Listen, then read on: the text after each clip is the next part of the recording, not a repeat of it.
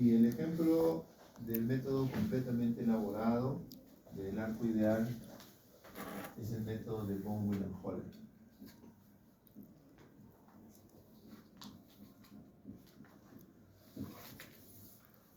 El método de von Willebrand lo van a encontrar ustedes en este archivo que les voy a enviar.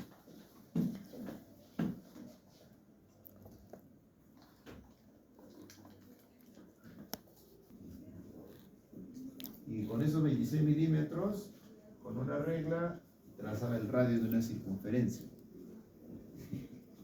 Hacía un círculo, distal de canino, y es el radio de curvatura del arco ideal. Y esto se hacía con el ancho de los incisivos superiores. Y es el método que utilizaba el doctor Tweed, porque lo que les he enviado son los dos libros originales de cómo se hacía la técnica estándar con el doctor Tweed, en donde se establecía un radio de curvatura con el ancho de los dientes, y eso fue en base a un examen de cráneos secos que hizo el doctor von Willebrand y que después lo trabajó con el doctor Holmes.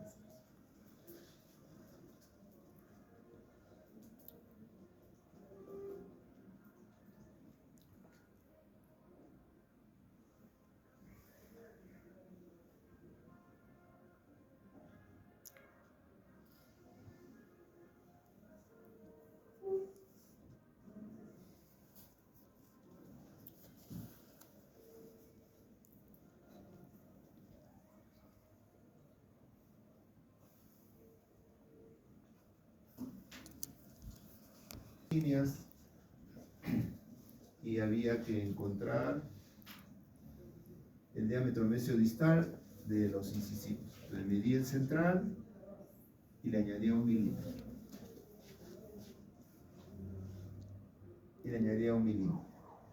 Medía el lateral y le añadía 1 milímetro. Medía el canino y le añadía 1 milímetro.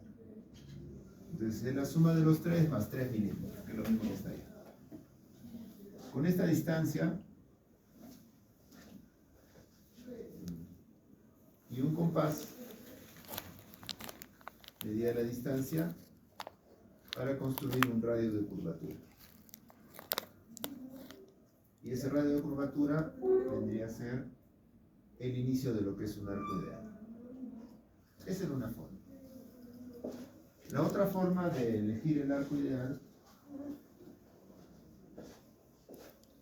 era el método medianamente elaborado.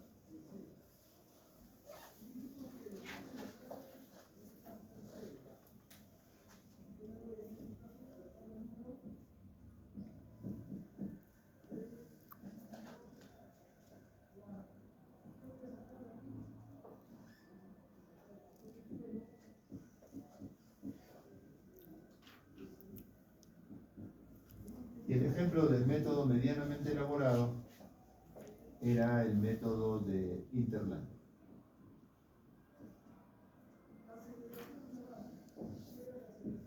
Entonces Interlandi escogía los radios de curvatura, pero lo escogía con el modelo inferior.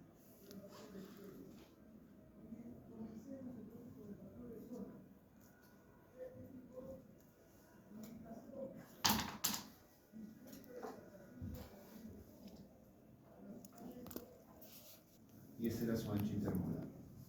Agarraba el ancho intermolar, lo colocaba acá, subía, entonces coincidía aquí, el ancho era 12,2. Entonces él había encontrado, por ejemplo, un radio de curvatura 20 y 12, entonces 12, ya, aquí. Este es el ancho intermolar.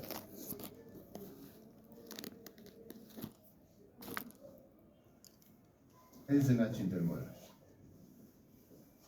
Esta es una zona de caninos.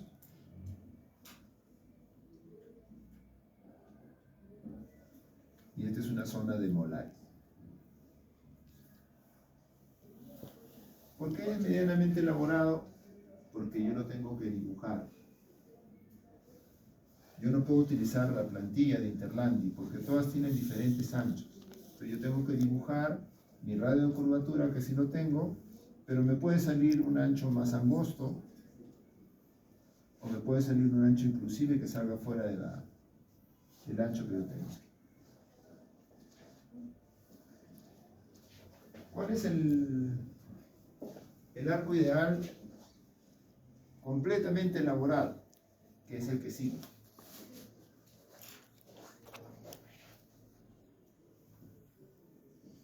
El método del completamente elaborado.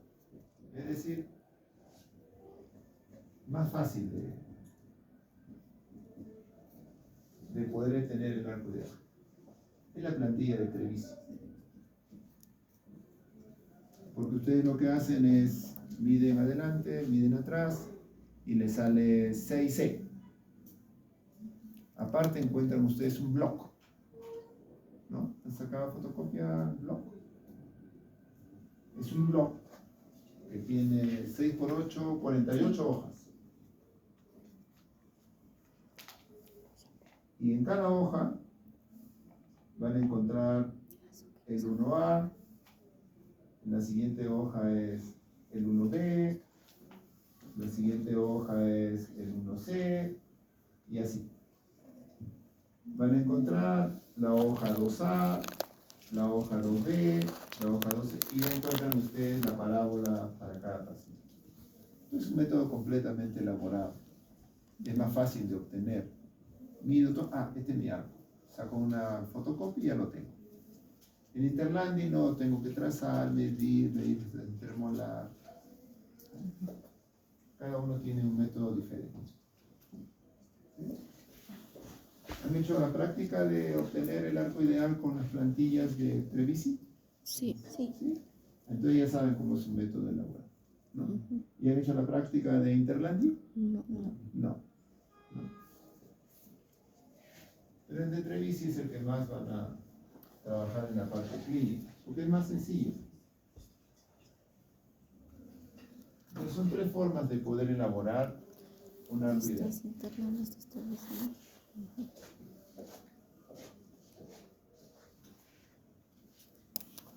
Van a ser fáciles, entre comillas, de poder obtener un arco ideal, ¿no? Yo miro el arco inferior, este es el arco ideal.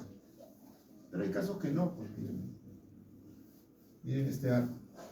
Este arco viene así, viene por acá, viene así. ¿Qué arco es ese? No es un arco típico, no es muy atípico. Entonces la obtención de un arco ideal muchas veces no es fácil y depende del expertise del profesional. El arco ideal se consolidó al inicio como 3 formas básicas, ¿no?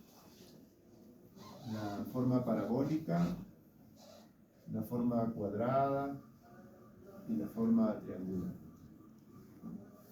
Es más, hubo una escuela europea que definía que la forma de los arcos debería tener la forma de los dientes y debería tener la forma de la cara, ¿no? Es decir, si mi cara es dólico-facial, mi arco ideal tendría que ser triangular y la forma de mi diente triangular. Pero eso en la práctica no sucede.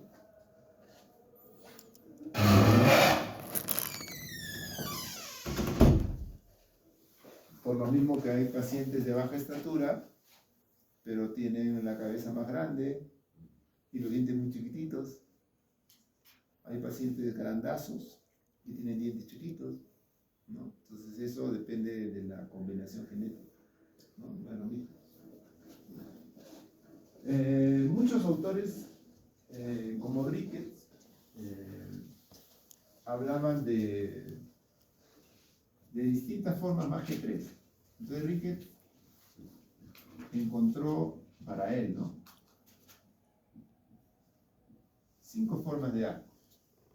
y era los arcos pentamórficos. Además tenía su plantilla, tiene su plantilla de Richter. En estos 5 encajan. Pero nosotros tenemos 48 formas de arco. El arco ideal tal vez sea una abstracción, ¿no? Y es tan difícil a veces poder llegar a un consenso de cuál es la forma de arco ideal.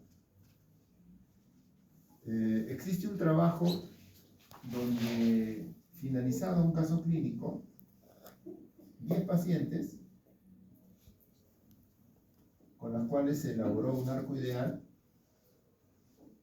7 mantuvieron la forma de arco ideal, 7 no mantuvieron la forma de arco ideal y solo 3 mantuvieron la forma de arco ideal. Es decir, que no le tincamos en realidad el arco ideal, nos aproximamos. Es difícil y depende mucho de la expertise. Pero obviamente a veces pensamos que existe una correspondencia de la forma para un dólico facial, para un mesofacial o para un braquifacial. ¿Por qué utilizamos el arco mandibular para la forma de arco ideal? ¿Por qué no utilizamos el arco maxilar? ¿Cuáles podrían ser las razones por las cuales debemos consignar el arco mandibular como un arco base?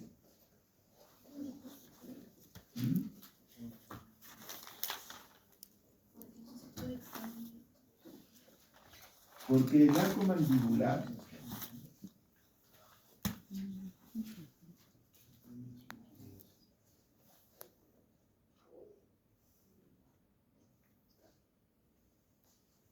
tiene un ancho óseo determinado. Yo puedo hacer expansión, pero no puedo aumentar los límites biológicos. Es decir, si yo tengo un canino aquí,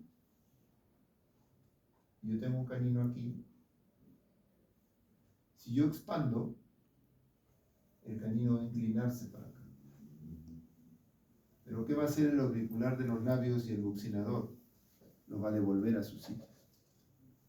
Por eso es que se dice que la distancia intercanina debe mantenerse teniendo los caninos en su dimensión o en su posición adecuada. La distancia intercanina, entonces, es un elemento que hay que considerar, no alterar cuando están bien posicionados los caninos. ¿Qué sucede en el maxilar? En el maxilar yo puedo aumentar la base ósea de manera transversal. Si yo abro con una disyunción un maxilar superior, yo voy a poder aumentar la distancia intercanina sin generar inclinación dentaria, porque lo que voy a abrir es la sutura, y la sutura se va a ir con todo maxilar. Entonces, el arco mandibular está definido por la herradura que tenemos en la zona anterior. El paciente dólico facial usualmente tiene un mentón estrecho. El paciente braquifacial usualmente tiene un mentón ancho. Por eso es que el arco es cuadrado. Y las prevalencias de formas de arcos son diferentes dependiendo del grupo étnico. Los pacientes asiáticos son con mucha tendencia a la clase 3 y a ser braquifaciales. En pacientes asiáticos, los arcos cuadrados es prácticamente en el 45% de la población. Nosotros, arcos cuadrados, tenemos 10% de la población. Entonces, la forma de arco es una característica muchas veces fenotípica.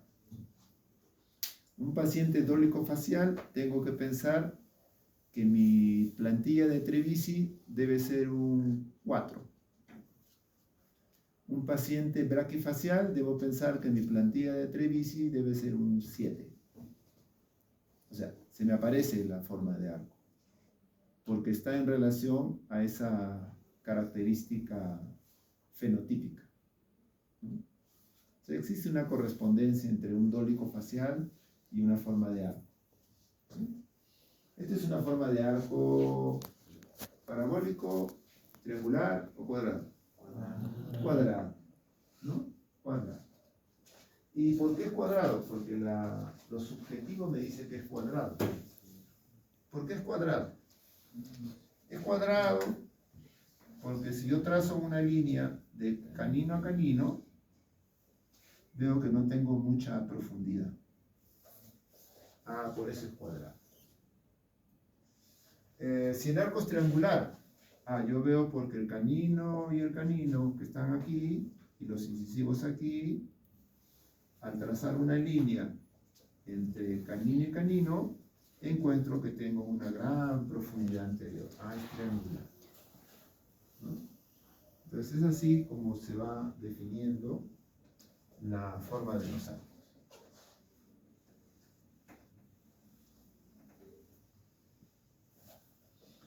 Obviamente que la forma de arco también va a depender si yo voy a realizar un tratamiento extractivo o no extractivo al final de mi planteamiento. Si yo voy a hacer extracciones, ¿qué pasa con el radio de curvatura anterior? Si voy a hacer extracciones. Y si yo no voy a hacer extracciones, ¿qué pasa con el radio de curvatura anterior?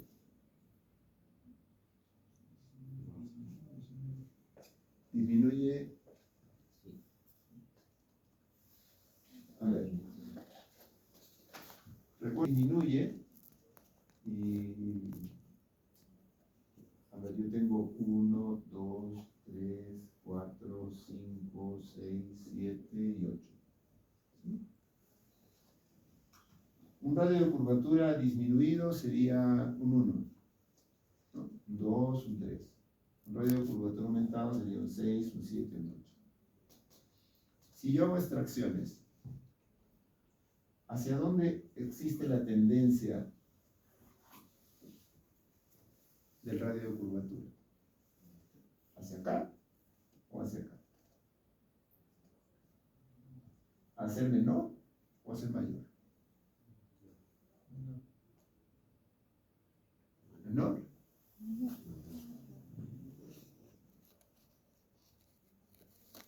Cuando hacemos extracciones, distalizamos caninos, se aplana más el arco anterior. Entonces el radio de curvatura se hace mayor. Cuando tiendo a no hacer extracciones, el radio de curvatura más bien tiene la tendencia a ser menor. Entonces, si yo estoy entre elegir 4 o 5 y no voy a hacer extracciones, entonces me quedan 4. Y si voy a hacer extracciones, me quedan 5. ¿No? Así el arco es un doblez de primer orden. Y los otros dobleces de primer orden son inset, offset, ¿no? En el arco superior y en el arco inferior.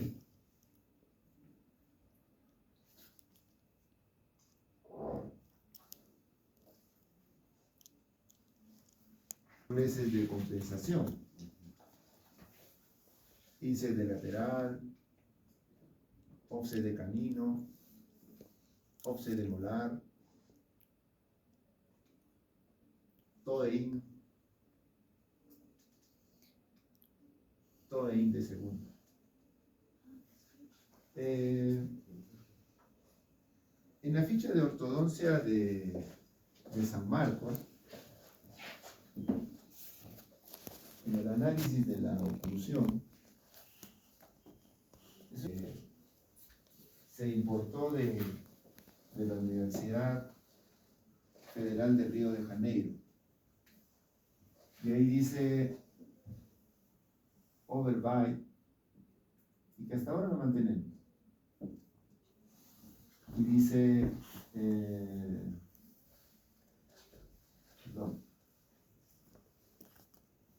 overjet y sobremordido.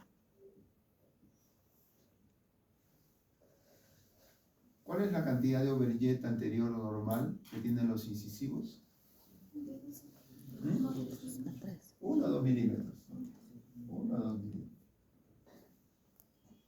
¿Y cuál es la cantidad de sobremordida que deben tener los incisivos? Algunos lo utilizan como valor lineal y otros lo utilizan como valor de porcentaje. Nosotros utilizamos porcentaje. En valor lineal hablan de 3 milímetros. En porcentaje hablamos de un 30%. Pero yo iba un poco a esto, ¿no? Que en ortodoncia solemos mezclar mucho el inglés con el español. Si este es overjet, ¿esto qué debería ser? Overbite. Y si este es sobremordida, ¿esto qué debería ser? Resalte. Entonces, si esto es inset, offset y offset, esto debería ser toe in y toe in. Pero mezclamos mucho las palabras, ¿no? Step up, ¿no? Tip forward, tip back, cinch back. El cinch back es cinchado.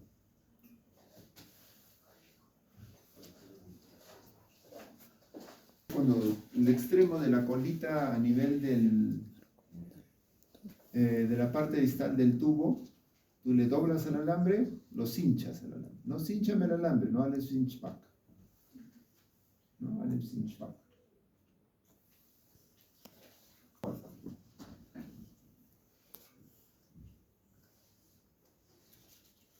Y tienes tip back.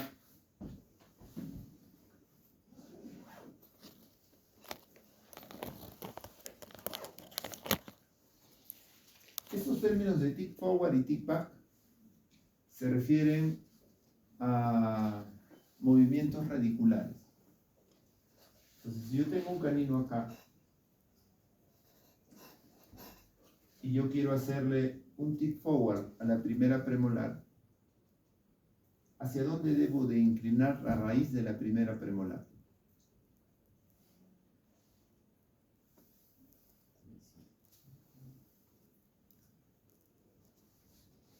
Hacia adelante. Ese es un tip forward. Si yo voy a hacer un tip back, ¿hacia dónde debo de inclinar la raíz del segundo premolar? Hacia distal. Cuando haces extracciones y cierras los espacios y la mecánica no ha sido buena, cierran las coronas, pero las raíces se quedan abiertas. ¿Qué tienes que hacerle a la primera premolar para corregir? Un tip back. ¿Y qué tienes que hacerle a la segunda premolar para corregir? Un tip forward. Pero como eso genera confusión, entonces el doctor Vigorito brasilero, para evitar esas confusiones, él habla de tip forward coronario, tip back coronario, donde ya no se habla de la raíz, sino se habla de la corona. Entonces, ¿cuál de los dos, primera o segunda, es un tip forward coronario? ¿Primera o segunda?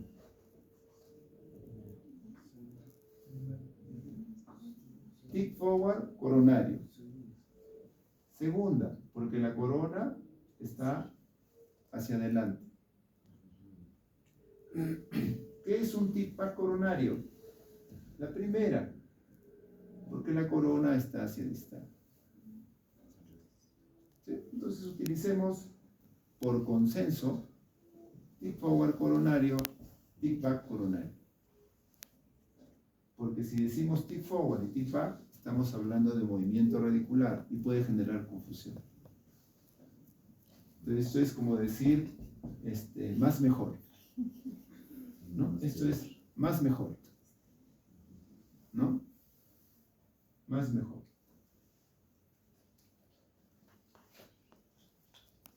Ahí, offset, offset, todo ahí, todo ahí.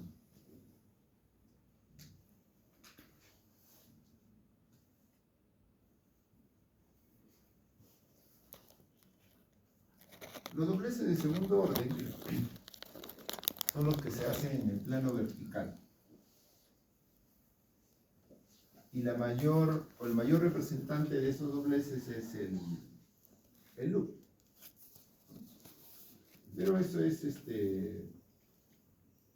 motivo de otro momento. Ahora vamos a generar una forma de arco ideal. ¿Y fotocopia de qué plantilla has sacado? Treviso. Entonces el segundo arco va a ser un arco por fuera del arco inferior, con una separación máximo de 2 milímetros. Si es 1, perfecto. Si es 2, está bueno, pero aceptable. Eso se conoce como coordinación de arcos. O sea, cuando ustedes van a trabajar en sus pacientes, ustedes van a colocar un arco inferior y un arco superior coordinado, para que no se genere overjet posterior ni anterior. ¿Sí? Entonces, nuestro ejercicio es hacer en alambre redondo, en la mitad, un arco inferior y un arco superior. Entonces mañana yo voy a tomar fotitos de cada arco con su nombre y voy a ir colocando en el WhatsApp desde la tarea presentada. ¿Sí? Entonces esta noche lo que tienen que hacer es 4 arcos. Dije 7C, ¿no? En 14, en 16, en 18 y en 20. ¿Ya? Todo redondo. 7C, en plantilla 7C. ¿Ya? Entonces mañana ustedes, su mesita, ponen la plantilla y voy a pasar para tomar la foto y esta es la foto, la evidencia de su trabajo. ¿Ya? Recuerden que en 14 tengo que hacer superior e inferior. En 16 lo mismo. En 18 lo mismo. Y en 20 lo mismo. 8 arcos, facilito nomás. ¿Ya? Mañana vamos a hacer el ejercicio del rectangular. Tienen que traer una torre conformadora de arco. ¿No conocen la torre? No, esta de acá. Esta torre se utiliza solo para arco rectangular. No se utiliza para redondos. Redondos es manual. ¿No? Redondos es manual.